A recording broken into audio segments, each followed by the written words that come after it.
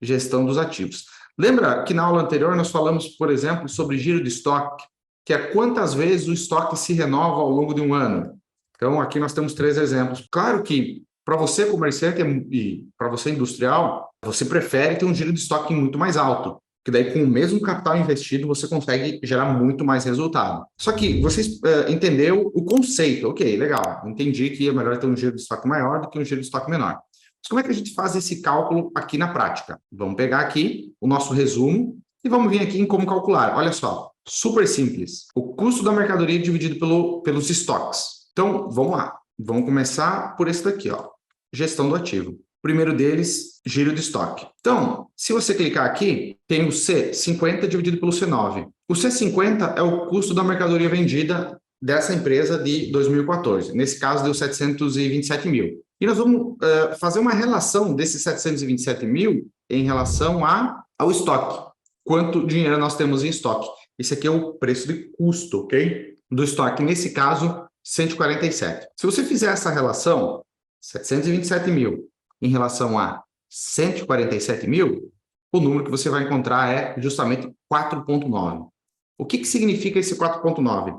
Significa que, nesse período em que está sendo analisado, qual que é o período? 2014, o estoque se renovou 4,9 vezes em média.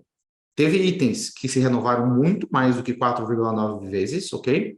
E teve itens que estão parados há mais de ano. Na média ponderada de todo o estoque ao longo do ano todo, 4,9 vezes. Por que isso é importante para você, comerciante, para você que tem uma indústria? Você espera, ou você quer, que com o passar do tempo, você consiga gerir cada vez melhor os seus estoques. Para você gerir melhor os seus estoques, esse número tem que estar maior, ok? Nesse caso, está justamente ao contrário. Nessa empresa, o estoque a gestão dos estoques está piorando, porque antes os estoques eram renovados 4,9 vezes, agora eles estão sendo renovados agora eu quero dizer em 2018, 3,7 vezes. Então, está piorando a gestão do estoque. Agora, tem um outro ponto que é o seguinte: quando nós olhamos simplesmente a gestão de estoque, separada de tudo, nós podemos dizer, olha, aqui tem um problema muito grave, nós precisamos consertar isso rápido. Se o giro de estoque alto é bom, então nós temos que fazer todo o possível para que esse estoque venda o mais rápido possível. Só que nós precisamos analisar a empresa como um todo, como se fosse uma visão 360 graus da empresa. Ok, o giro de estoque está piorando, mas e o resultado líquido? Está piorando ou está melhorando? Se você der uma olhadinha aqui, o resultado líquido da empresa, olha só, está muito, muito, muito bom. Eu vou até destacar essas duas aqui em amarelo, para ficar melhor para vocês enxergarem aí do outro lado. Então, pessoal, o ponto que eu quero deixar claro e explicar para vocês aqui é que nós nunca podemos olhar para um indicador sozinho e se focar somente nesse indicador. Nós precisamos enxergar a empresa como um todo. Quando você olha o giro de estoque, ele está piorando. Quando você olha o resultado líquido, está melhorando e muito. Ou seja, tudo bem a gente piorar um pouquinho o giro de estoque e aumentar muito o resultado líquido. Olha só, em 14, a empresa deu quase 1% de prejuízo. Em 18, a empresa deu mais de 9% de lucro líquido. Incrível. Mesmo que isso custe um pouquinho do nosso giro de estoque. É isso, exatamente isso que a gente está vendo aqui. Tratamos do giro de estoque, vamos tratar agora do giro de contas a receber. O giro de contas a receber é basicamente a eficiência que a empresa tem de cobrar suas contas. Então, como é que se calcula? Super simples. Nós vamos pegar tudo que nós vendemos e vamos dividir por todas as contas a receber. Então, se nós pegarmos tudo que vendemos, nesse caso, 1.150.000, dividido por contas a receber, 61 mil, nós teremos aqui 18,6. Isso significa que nós recebemos todas as contas da empresa 18,6 vezes ao ano, o que é mais do que 12 meses. Isso é muito bom porque imagina que você tem um giro de contas a receber de 12. Significa que em um ano você recebeu todas as suas contas 12 vezes. Então, simples de fazer o cálculo, se você tiver um giro de contas a receber de 12, você vai receber o seu prazo médio de recebimento é igual a 30 dias. Então, a cada 30 dias você tem a capacidade de receber todas as suas contas, ok? E exatamente isso que está contando aqui. Agora, olha só, lembra que eu tinha falado que nós não podemos olhar esses itens separados? A gente sempre tem que olhar essa visão geral da empresa? Olha o que está acontecendo com contas a receber. Ele inicialmente melhorou, depois piorou, depois piorou um pouquinho, depois piorou bastante. O que isso quer dizer? Em outras palavras, quer dizer que nós estamos fornecendo mais prazo para os nossos clientes. Nós estamos aceitando receber com mais dias. Quando nós olhamos, por exemplo, o DRE, é importante porque, olha só, a receita está aumentando muito. Só que ela está aumentando a um custo de receber, de demorar mais para receber. Em outras palavras, se antes você vendia em 30 dias, agora você está parcelando em 30, 60, 90, por exemplo. Quando você estende o parcelamento, você alcança uma parcela da população muito maior, isso estimula as vendas, e, enfim, o estímulo da venda está aqui, nós podemos ver a receita crescendo, e nós podemos ver o giro de contas a receber crescendo também. O único, porém, é a qualidade desse contas a receber. Não tem nada de errado, ok? Em estender o contas a receber. Porém, nós precisamos ficar de olho na qualidade desse crédito que nós estamos concedendo. E o giro de contas a pagar, pessoal, é exatamente a mesma coisa. Vamos lá. É o custo da mercadoria vendida, o nosso CMV, em relação aos nossos fornecedores, ao nosso contas a pagar. Quando nós fizemos esse tipo de relação, nós pegamos todo o nosso CMV do período, do ano ou do mês, por exemplo, e nós fizemos uma relação com tudo que nós temos para pagar. Quando nós fizemos essa relação, nós chegamos em 6,8. Significa que, nesse período, nesse caso um ano, nós pagamos todas as nossas contas 6,8 vezes. E aqui, qual que é a interpretação disso? O contas a pagar é exatamente o inverso do contas a receber. Quando você vende algo, você quer receber o mais rápido possível. Quando você compra algo, do ponto de vista financeiro, você quer pagar isso com o maior prazo possível. Esse dinheiro fica na empresa, você reinveste e consegue lucrar mais. E é exatamente isso que nós estamos vendo aqui. O contas a pagar estava com 6,8, depois passou para 5, 4,3, 4,5, 4,2 e finalmente 3,8. Isso é ótimo. Significa que nós estamos pagando os nossos fornecedores com um prazo muito maior do que pagávamos antes. Esse dinheiro fica na empresa, a empresa reinveste e consegue gerar mais lucros. Então, esse é o giro de contas a pagar. Agora é o seguinte, o giro de contas a pagar, contas a receber em estoque, geralmente ele não é tão intuitivo assim, porque 3 vezes ao ano, 2 vezes ao ano, 16 vezes ao ano, não fica de fácil leitura, de fácil compreensão. Então, quando a gente fala de prazos médios, quando a gente fala de giro, é muito mais intuitivo nós tratarmos como dias, prazos médios. Em média, quantos dias esses produtos ficam no estoque? Ou, em média, quantos dias nós demoramos para receber? Ou quantos dias nós demoramos para pagar? E é exatamente esse é o nosso próximo ponto, está aqui embaixo. Prazos médios em dias. Eu vou dar um zoom aqui para ficar um pouco melhor para vocês enxergarem. O que acontece? Por que eu fiz primeiro esse cálculo de gestão do ativo para depois mostrar esse? Porque para calcular os prazos médios, nós precisamos pegar esse índice, que não nos diz muita coisa, não é tão intuitivo assim, 4,9 vezes ao ano, e dividir por 365. Então, é exatamente o que está sendo feito aqui, olha só.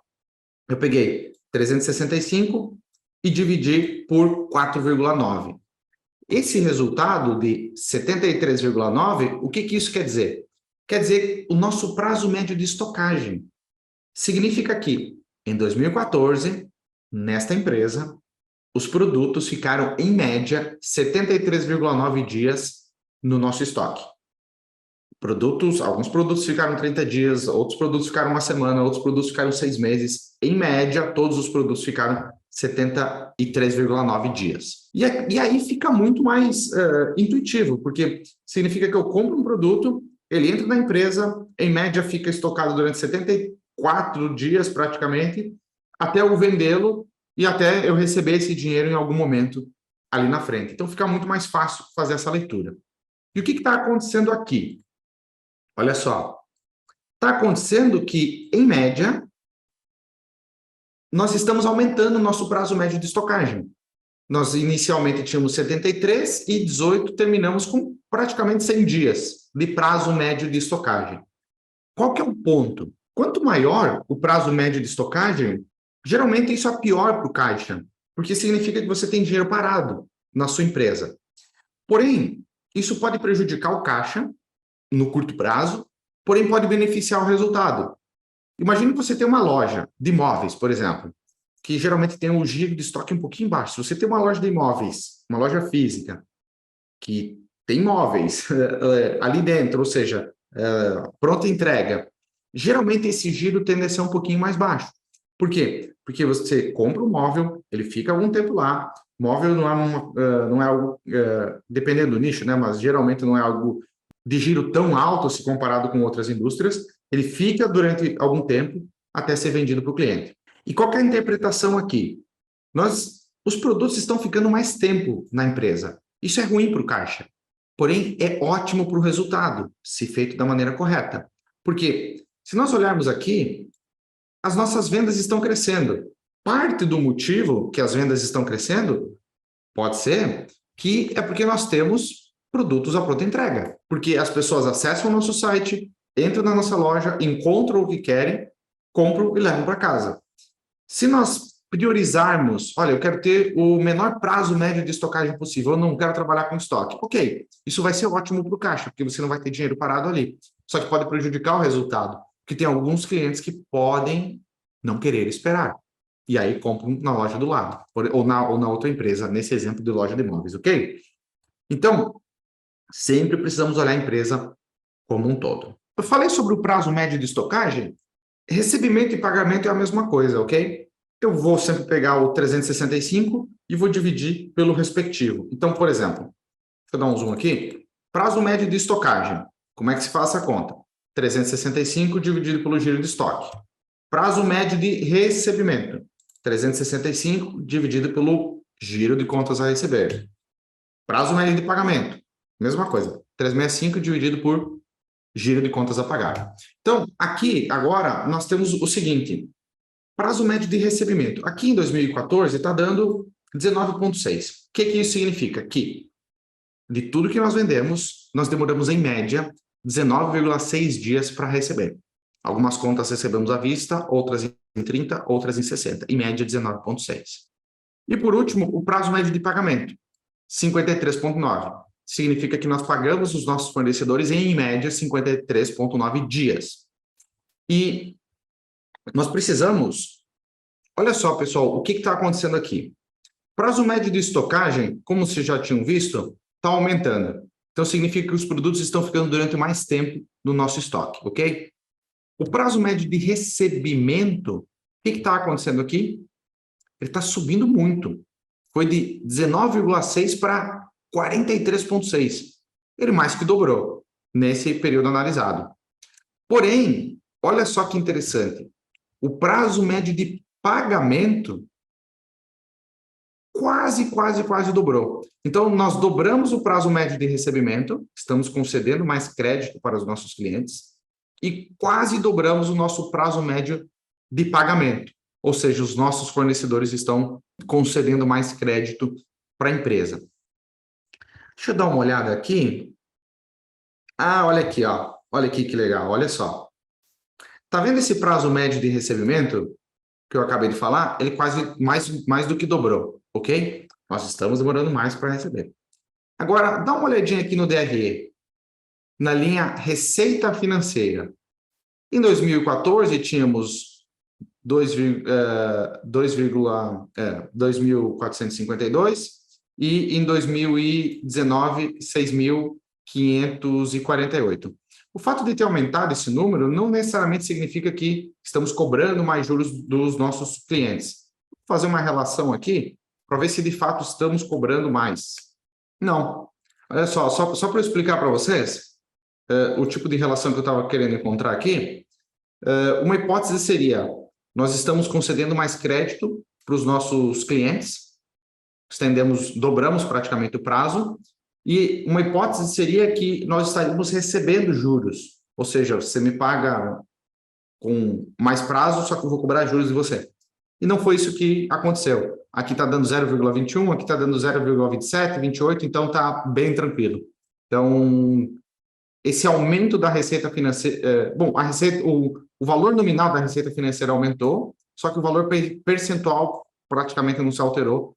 Então, essa hipótese é falsa, de que nós estamos tendo receita financeira. Simplesmente estamos concedendo mais crédito. Ok? Sensacional. Pessoal, agora é o seguinte, essa configuração aqui de prazos médios, estocagem, recebimento e pagamento, vai ditar a necessidade de capital de giro da empresa. Ok? Então, dependendo da configuração da empresa, do prazo médio de estocagem, recebimento e pagamento, você vai precisar mais ou menos capital de giro. E por que isso é importante? Se a empresa precisar de mais capital de giro, você precisa captar em algum lugar esse capital, ok? Sendo redundante. Você, pessoa física, vai colocar dinheiro ou terceiros terão que colocar dinheiro na empresa. Se você, pessoa física, colocar mais dinheiro na empresa, isso pode reduzir o seu ROE, que é o seu retorno sobre patrimônio líquido. Se um terceiro colocar dinheiro na empresa, provavelmente vai cobrar juros, o que vai reduzir o resultado, que consequentemente vai reduzir o ROE, que é o retorno sobre patrimônio líquido.